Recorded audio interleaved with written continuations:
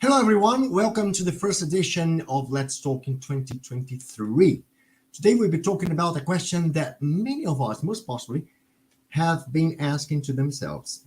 What's your mission in life? It's not a very, it doesn't have a very easy answer, though, I'd say.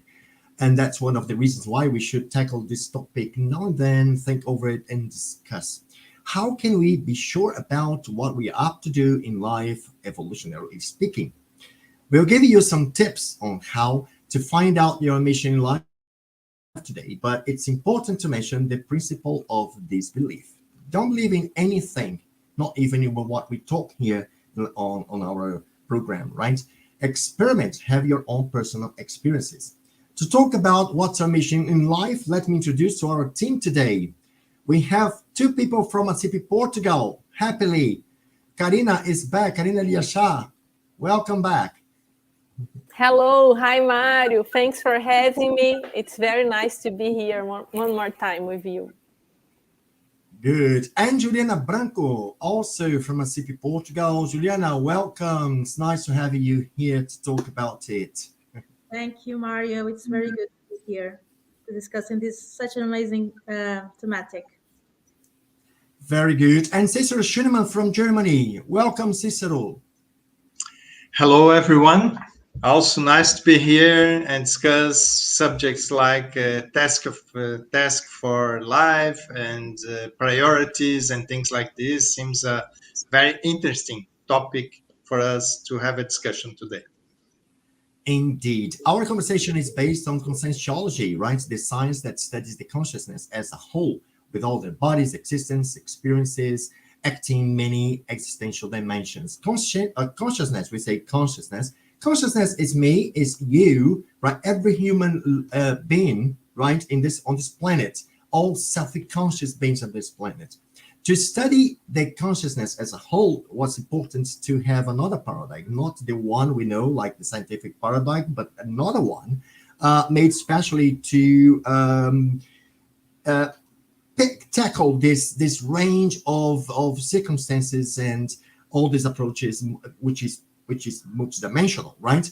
We have 7 pillars to study the consciousness, which are bioenergies, right? The multidimensionality, the pluriexistentiality, the self-research, the way we study ourselves, cosmoethics, universalism, and holosoma. Right? It's important to say that Let's Talk is a monthly act carried out by ASSIPI. ASSIPI is an consciocentric institution, right, specialized in parapsychism. ASSIPI stands for International Association of Existential Parapsychism, and it's aimed to study the research and development of practical use of parapsychism. What is parapsychism? Parapsychism is a set of advanced perceptions of the consciousness, right? In addition to the 5 basic senses that we usually have in our intraphysical life. It's a natural skill to every human being. It's natural to every individual, right? And can be rationally, willingly developed, right? Free from any religious connotations or mystical approach, right? And ASSIPI in English is a project of ASSIPI aimed to promote the conscientiology worldwide.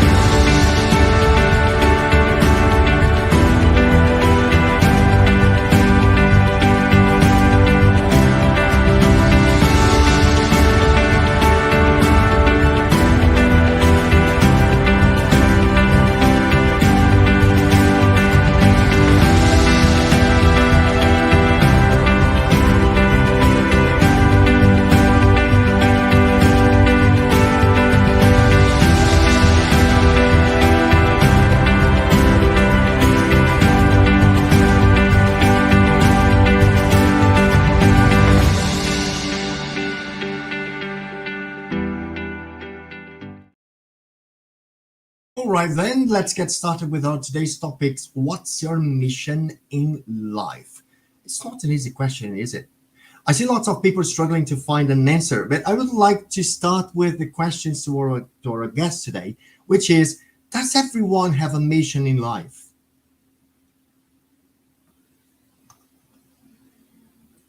Okay, I'll start then. Yes, not everyone, Mario. Actually, not yes. Many people do have a mission. Yeah, maybe. No, Oh, sorry, Cicero. I no, think. please go ahead, Karen. Go ahead, Karina. Okay, sorry. Yeah, and no, not everybody has a mission in life. Some people, they plan their lives before coming to this dimension, before reborn in this dimension.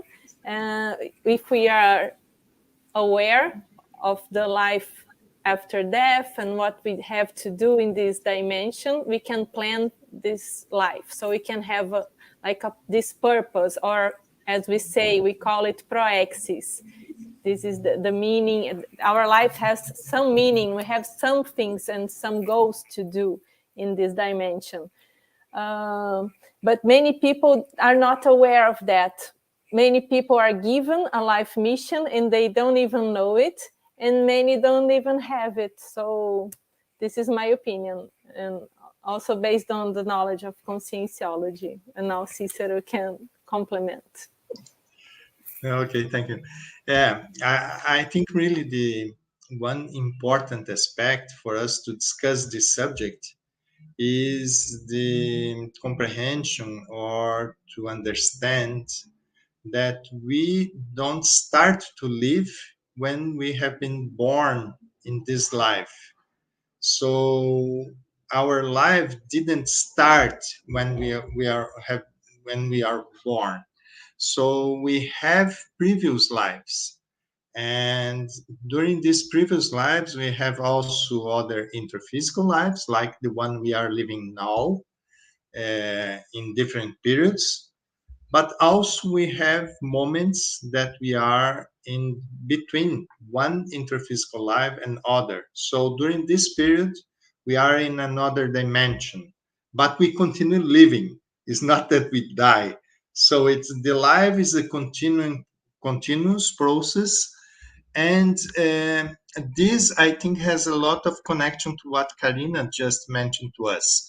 That some people in this period between lives, they have the opportunity, they have more possibilities, more skills, or more, yeah, some possibilities to really plan better what they are really want to do in the next life, like in the actual life that we are living now, for example. And I think then some people, they don't have these capabilities to really plan. They just sometimes they born and with no more organized, more really detailed plan of what they're planning to do. But I think it's important that they also have a type of purpose. The life has a meaning for us, I think for everyone. And some people, I think they have more like um, a better preparation to really do things in a higher level to optimize the evolution of consciousness, and so on, to have more um results of what achievements during the life. This, I think, it's something important also to share. It's also how I understand these ideas. Yes, I also like to add that it depends what you consider a mission, right? Because if the mission is something completely organized with defined goals that we thought about during this period that Cicero mentioned during the intermissive course, I think not everyone would be able to have that kind of mission that we call the existential program, because as Cicero said, it would mean that everyone should be we should have some type of lucidity that will enable them to organize and to plan the next life. But I do believe that everyone has some type of purpose or mission within their level. Sometimes it's not lucid, like they didn't plan it, but they will have some things that to improve in this life as well. But the existential program, I think it will be much more advanced, and will have more possibilities in terms of assistance and evolution for everyone. All right. I've got this book here, which was written by Professor Valdevira, Existential Program Manual, right? It gives us a clear idea of what it's all about. And there are other names for this, other expressions to name the same thing, which is existential goal, existential orientation, existential planning, existential project, intraphysical objective, intraphysical task, life project, pre-intraphysical mandate, transformation, because you may call it differently, but the point here is exactly what we are supposed to do in this life. And according to what you said, I understand that there might be an assumption that you should be aware of your evolutionary path, right? Your journey, right? It's mandatory, isn't it, Karina? You have to be in the control of your life, or what you can do here. Yes, maybe not 100% in control, but you have to be at least somewhere aware of some parts of your life in order to have this existential program. Otherwise, you're just the tide is going and you're going along with it. So you don't. We have a saying that life is leading us. We are not leading the life. It's the contrary. So most of the people are not aware of the lives they are living. They are not in control of the professional activity, the place they are working on, the country, for example, the people they are relating to. So many people are just with some existential goals that are not very pro-evolutionary, for instance, to gain a lot of money or to be famous, to be rich, or only to survive. We have many people just trying to survive in this dimension. So they don't have even the time to plan other things or to make a change in their lives. Yeah, so we have to be somewhat aware of what we are doing. Yes. And even though it has to do with our life, which is something very important, according to the book, it's a technique, Juliana, and it's like everything in life, right? If you want something to succeed, or if we want to be more sure about what we're going to do with a more successful rate, right? We have to plan it. So it's more or less. It has more or less to do with planning our lives, right? As we plan, we have more chances to be successful here. So it has to do with the planning we need to do for everything we do in our lives, isn't it? Yes, and I think it's the planning that begins during the intermissive course, that we have much more information about ourselves, about the environments that we will be in, what are the goals, not only our goals, but other people as well, and how can we prepare for all the things that might happen. But I think it also has to do with our applying that technique in our lives. So as Karina was saying, after we have that lucidity that we need to do certain things in this life, so we start to organizing our life and preparing for all the events that might happen.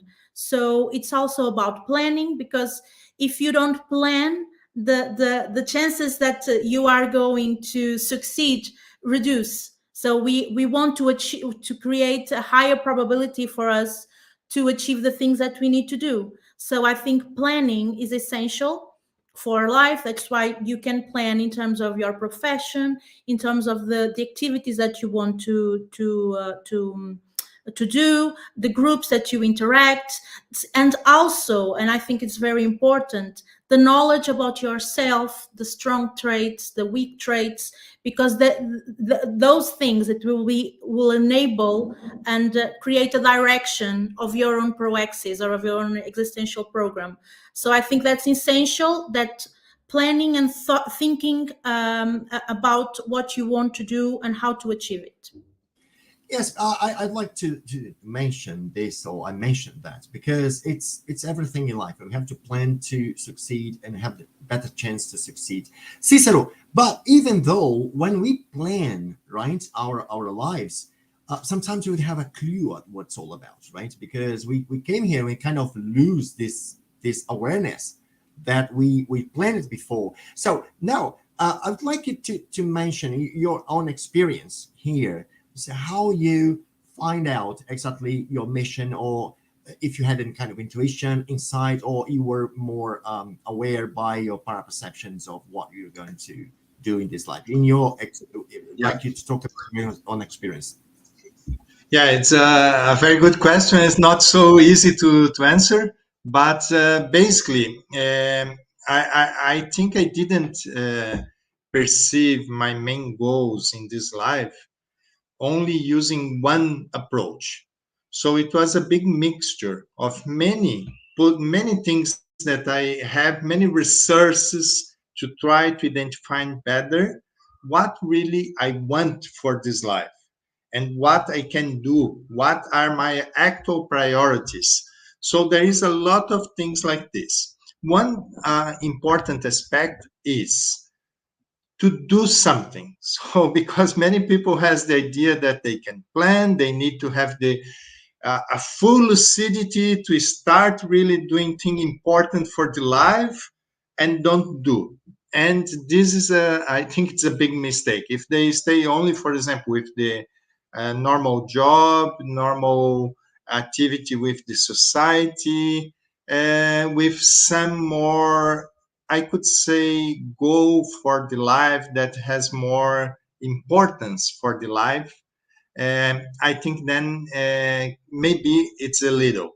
I think it's important for us to try to identify can what what I can do that will improve my possibilities of maybe helping other people, maybe to improve myself in many aspects of life. So it's not one specific ability, but really a more wide possibility that I can really develop in a more, how I can say, stable life in terms of mental activity, in terms of perception of what's going on in the environments with the other people, with myself.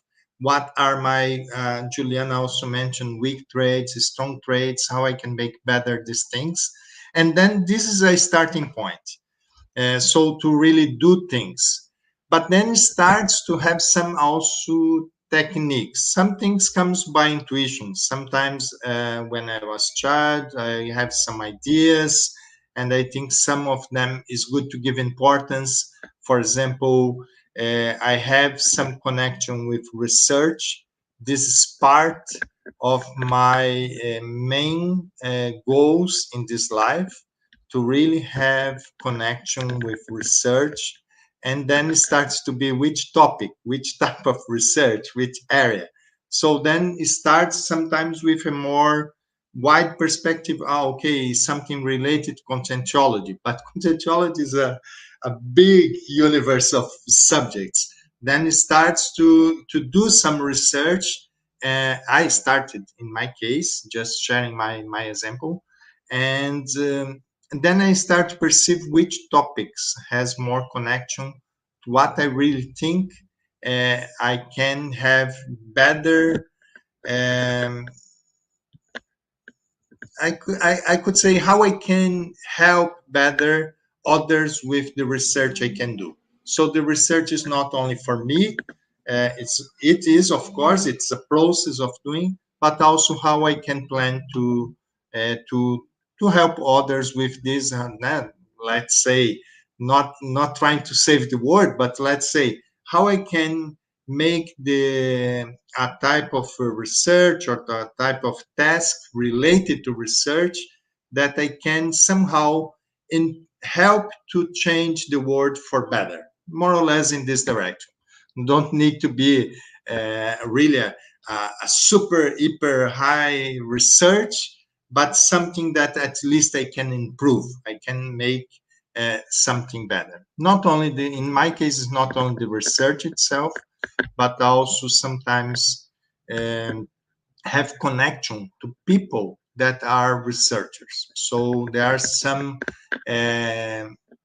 types related to methodologies and some approach. This is part of how I plan for myself.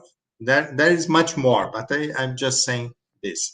And many things I start to do, some techniques, for example, I start to see many topics of research and I start to select which ones I have more affinity, which ones for a big list. Let's think about 1,000 topics that we could see, and then I start to select in this area, and then I have a better idea of what are my interests for research in a long term. Because when we think this is not a short term, we need to think also, I think it's important for us to think what's, for example, in my case of research, what's an interesting topic for me to be dealing for during 5 years at least. And then this, of course, then we can change, we can make adaptations, but at least something that we get motivated to do during a long term. So these are some aspects. I think there are then many techniques, many things that I have been doing by myself. I start to really try to understand, like have self feedbacks of how is my behavior, how are my skills, what things I really need to improve, what I really consider of values. So I think it's very important when we are in this actual society that are inputs from all over. If we do not get the right priorities, what we really want, we can very easily go to other parts that maybe is not our priorities. So I think it's important for us to be very clear what are our main goals, our values, what I really want for my life, and then we try to fix this direction and really go without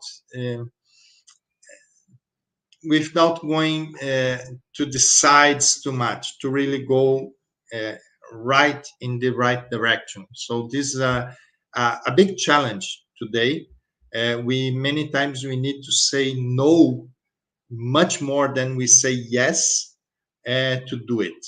So this is some aspects, including for the things sometimes we like to do and things, but sometimes we need to focus on our priorities. Okay. These are some ideas. That's very interesting I would for like you to say about values. I was going to ask a question, Karina, exactly. Because Cicero said about value, right? So I'd like to ask you, Karina, of course, just express your experience, right? But also saying about the importance of assistance in this, among these values, right? So can go on.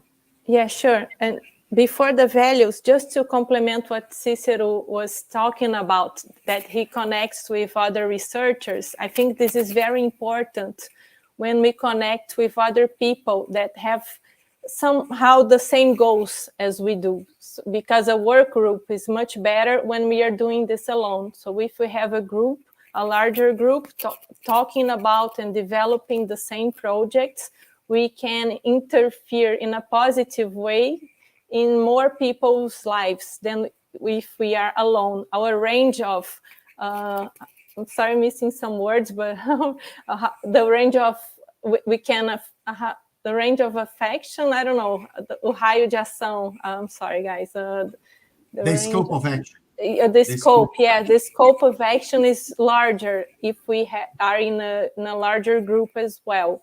So we are stronger also. And also sometimes we can direct our efforts to some research, but our target audience, the people, the demands of the people are showing us a different direction. Sometimes it can also happen. For instance, I'm interested in studying maturity and mature relationships, but many people that are dying are coming to me asking for help. So, okay, I have to study more about how can I help other people that are facing death, for instance, or some people that are in doubt with their life mission or their life purpose. So it's like a demand. And I have also my strong traits that I have to develop, but sometimes I don't want to look into that because it's my weak trait. So it's a very good opportunity for me to develop my weak traits in accordance to the public that is like it's showing they are coming for my help. So this is something I also do in order to get a clearer view of my existential program. And about the values, I think the values are very important, because if we don't know our values, mainly as Mario asked, I can be driven and I can be misled in my existential program. I can have a very good invitation, for instance, to work in a very luxurious place and gain a lot of money, but the activity is not aligned with my personal goals and my personal values. Sometimes we say no, like Cicero said, we have to say a lot of no's in order to get in our existential programs. So it's very good to be familiar with our values.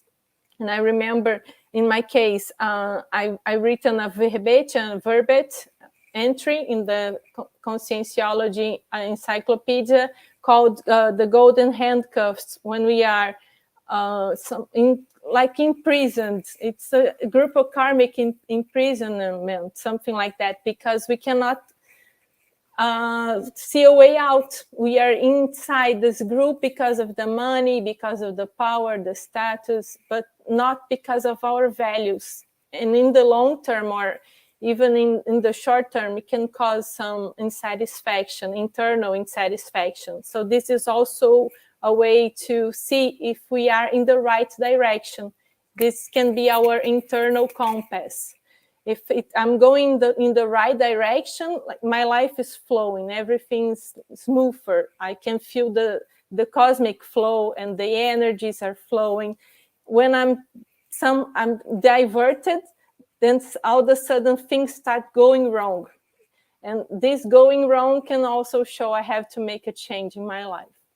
This is my view. Interesting. And I would like to take our conversation to another point I think is very interesting, which is the self-research, Juliana, the importance of self-research, because as Karina mentioned, we have our strong traits. So our strong trait, which is the best ability that we might have, it's one of important signal for us to track down our mission here, isn't it?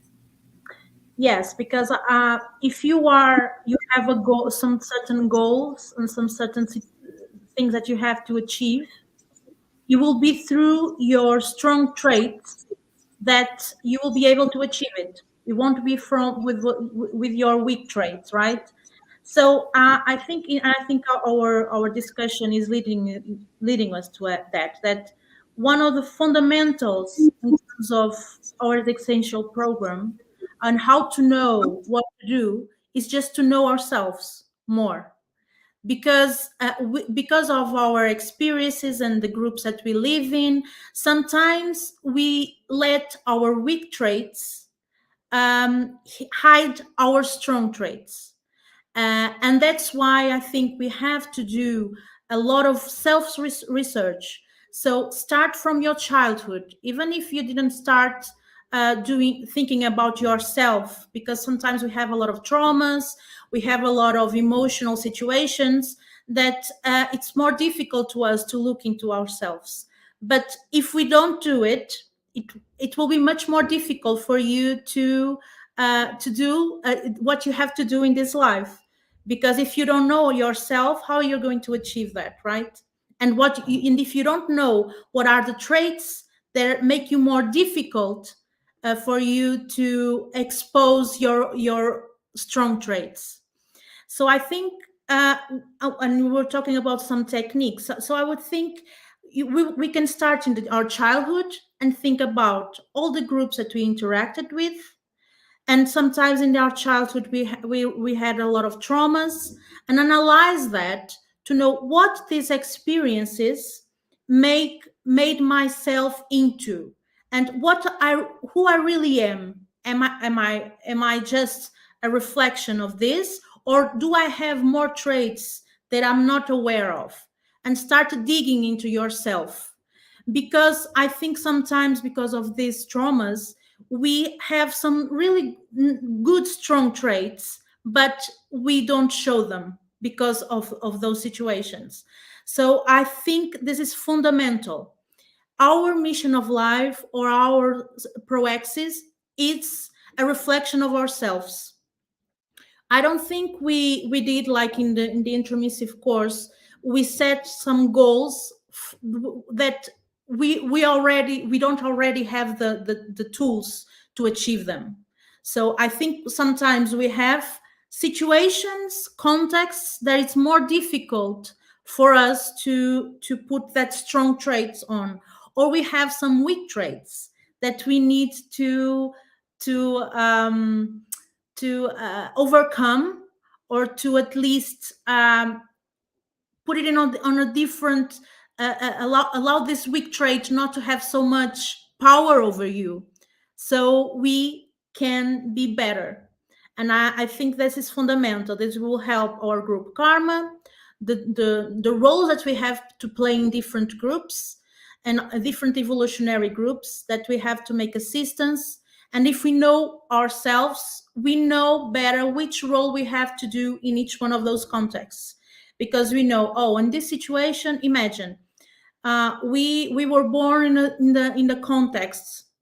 You have like a group karma that sometimes it's difficult. Usually it's where is our biggest challenge is our group karma, the closer your group karma, right? And then this will give you a lot of tips about yourself, the traits that you have, and things that you have to overcome. And at least in my experience, I think that over life, you tend uh, to face the same type of problems or situations, and where you have to apply your strong traits and where you have to overcome those weak traits. And I think when those weak traits are overcome, then you go to different situations.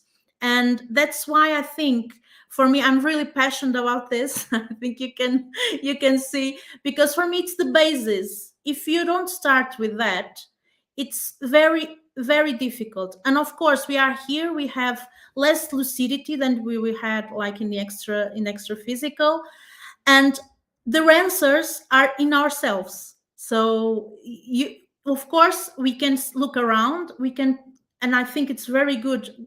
There are very good techniques like analyzing what types of help that we received without any effort.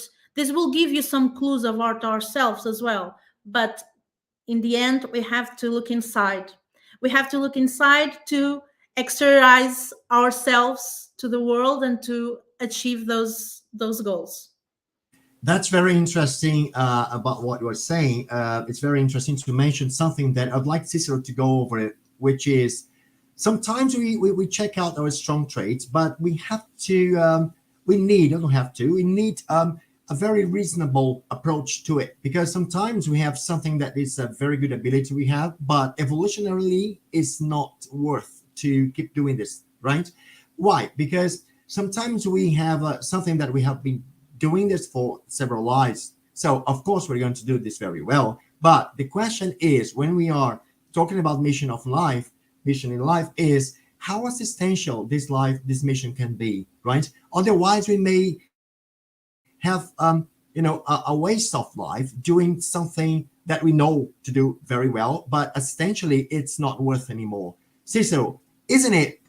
Does it make sense? Yeah, yeah, it seems to be a very important aspect because for us to identify what we can be helpful to others, many times it's connected to what we have uh, like a strong trait better than the average of our friends, of our community, of the people we have relationship and so on. So sometimes it's a good tip on which area we can really help better other people when things that we know to do for us is easier to do some things, and some people don't give good values to these abilities that sometimes they have, they do easier, but many times these abilities is easier for us also to help others because for us it's not so difficult that subject or that area, that type of tasks and things like this. But then exactly the point you mentioned, there are, it's not the only aspect we can follow because we need to see if what we do is really helpful for others. Is something that I can help doing that type of tasks. Because if we consider many lives that we have, previous lives, previous experiences of life in different moments, uh, many times what we like to do are things that we are good, because maybe it's not the first time we like to do things similar to this type of activities. So many times it's more or less is not a rule, a closed rule, but has some relationship. Things that we like to do, many times we are good. We really prefer not to do things that we are not good. So this is more or less common to be. And some things that we think it's good, sometimes they have a meaning, they have importance, or maybe not in previous lives. We need to really check in the whole set of things that we really are good, which ones can be also productive to go in this direction. So we can have things that we are good that we don't need to do in this life or don't need to do too much in this life. We can use like I could say secondary strong traits related to that. So some things that we do, many times they have different strong traits connected to that area. And sometimes one of these connected strong traits is also important to join with other strong traits, other abilities that we have, other things that we like to do, and they will be very productive for our life to improve assistance to others, offering better to others, helping, I could say, to improve the life, not only our life, but somehow to help others with this. So I think these are some aspects, important aspects. Example of this that can be, for some case, I could not say all cases, but for example, a musician that sometimes play very well instruments and very easy for many lives. And sometimes in this life, don't need to do exactly that type of activity. Could do other types of activity. For example, someone that have been related to music has some relationship to public, to interactions. So sometimes it's someone that can have a type of activity that will help others to interact with one to each other, to connect, a type of leadership in this area, but maybe is not the actual life to improve one more time the abilities as a musician. Only as an example, this is it needs to be, each case is one case. I'm not saying that all musicians in this life they're doing wrong. No, it's not what I'm trying to say. I just saying that it depends on each one each priority of each life, then it will need to understand what's my case, what's my priorities now for this life, how I can be more productive. And I think these are some important ideas to analyze, to understand, to think, to make reflections and things like this. And sometimes when we perceive that something we don't need to do more in this life, we can change a little bit what we do or change radically. Sometimes we can just change from one day to other. I don't want to do more this, I go to other. But sometimes we need to plan. We cannot, mainly if we are in a group that others will be affected by that decision, we need to think how we can manage to do it. So not only by impulse, but also planning the next steps for our life. So these are important topics. That's interesting because it has to do with Karina said about golden handcuffs, right? When you are trapped in, in something that you cannot leave, you cannot, because you are like in a comfort zone. It has to do with this. But Karina, I would like to hear from you because you change places, right? You are from Rio de Janeiro and now you are living Portugal. I think that your moving to Portugal had a paramount importance in your praxis, right? Because you were studying Portugal. Tell us a bit your experience in Portugal. Yes, Mario. Okay, thanks for the question. Actually, it was an invitation.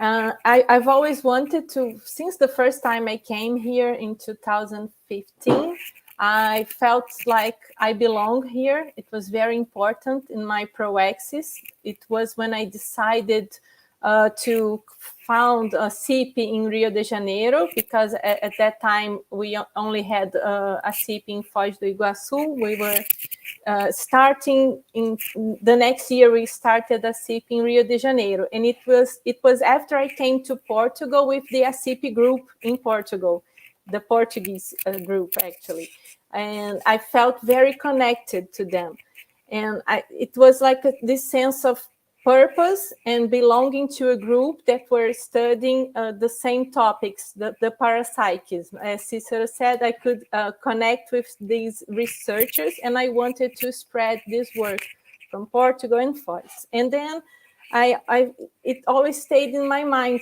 this connection with Portugal. Maybe it has something to do with also previous lives. When we meet people from our past, we feel like we are at our home. And then 2 years ago, I got this invitation to come here to study, and it felt so right. Also, it was very challenging. It was something I was writing down as Cicero was talking, because sometimes we get these invitations and we don't want to go for it because it's very challenging. It will demand many changes in our lives. Sometimes we have to work in our weak traits as well. So we don't want to face it right away.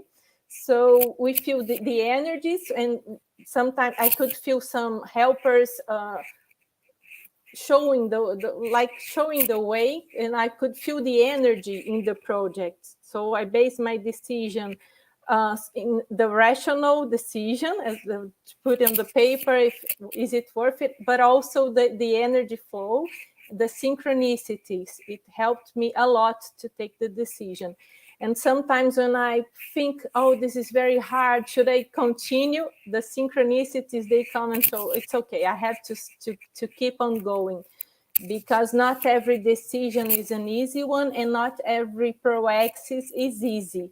So sometimes we have some bumps on the road, but if we keep confident on the results of the work we are doing, and also in our personal growth, so it's like something that we stick to it, because we can see the results. We can see we are developing ourselves, and we are also helping other people, and we have energies in the project.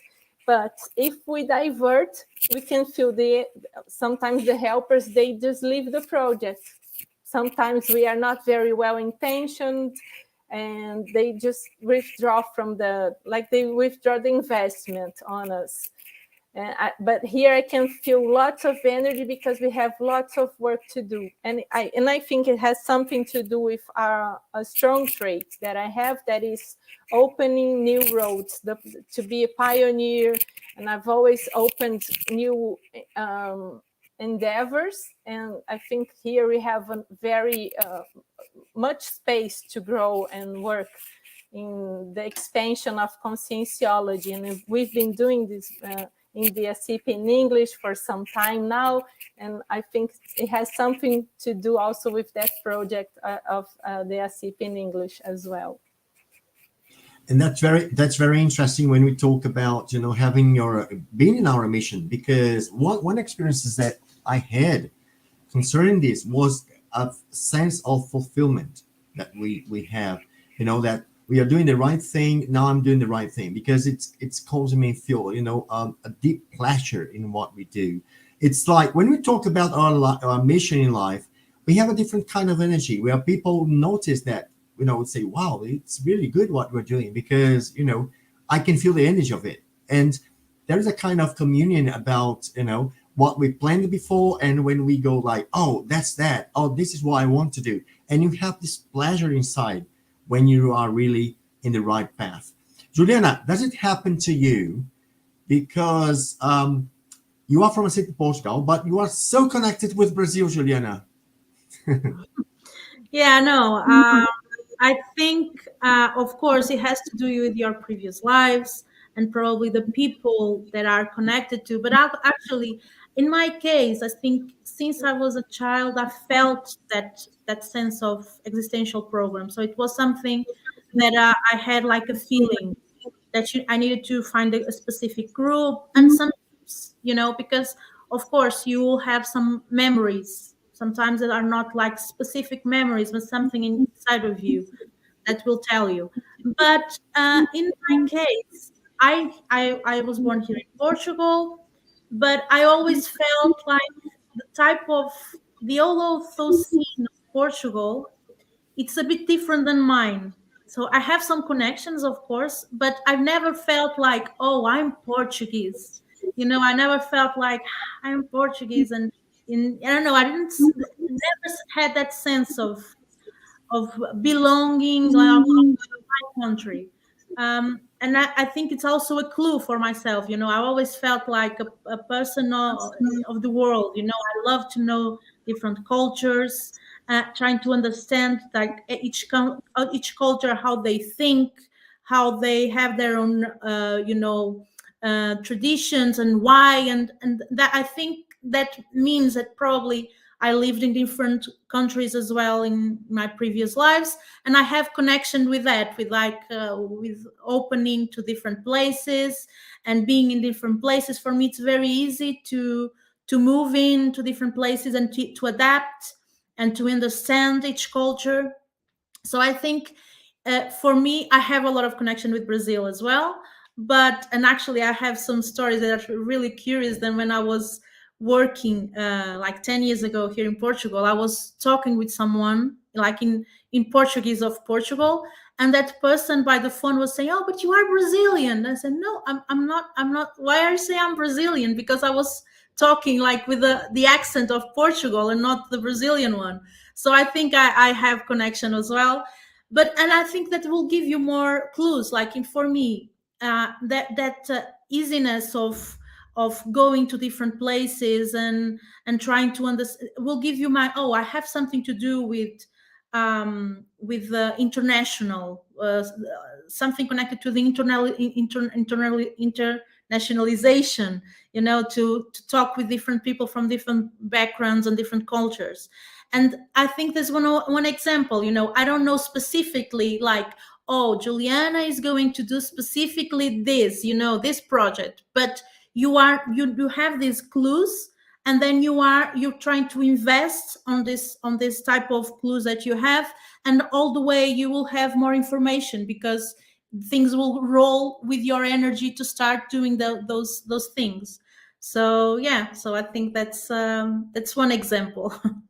Just a fun fact, Mario, about Juliana.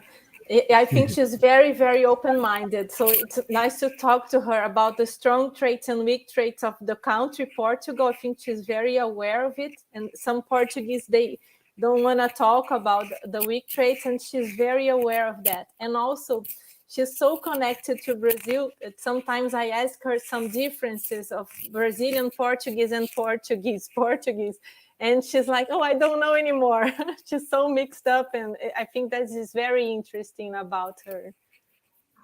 Yeah, well, there is something that what you said concerning how rooted we are in our birthland. That I feel the same as you feel, because I have a theory. Of course, it's very subjective, but I have a theory. I think that we cannot be so rooted. We cannot be so ingrained in the land and patriotic. I think there is one of the pillars of conceptual paradigm that I love, which is universalism. Right? When we are really placing assistential work ahead of everything, we must have this kind of view to go to study all the cultures, history, and languages and things like that. So it has to do with this, exactly, with the fact that we cannot be so rooted, right? Because actually, I think it's in my opinion that when you are very rooted to the place you were born and your culture, your mythology, you kind of frame your assistance, right? I think it has to do with, but this universalism has to do with the way we see the world, and the more universalist, the better the assistance is. And Cicero, do you agree with that?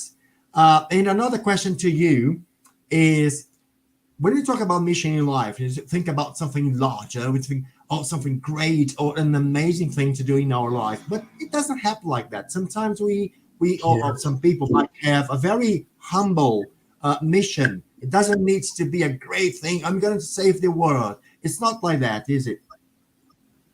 Yeah, sorry, Mark. There was a little problem in my internet, probably here. I didn't got all the question. Can you just repeat, please? Sure. The last one is when we talk about mission in life, some people might think that they are, up to do something great for the world. Like, I'm going to save the world. It's not that, right? Mm-hmm. We also have very humble mission, concerning our group, as Karina said, our target audience and the group you are with. So, all kind. So I'd like you to go through the different kinds of missions we have. Yeah, I think one aspect for us to think is about exemplarism, about the example of our life.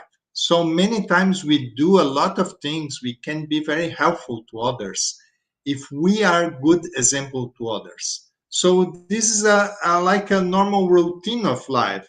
It's not too much extra things now, like you just mentioned, to save the world.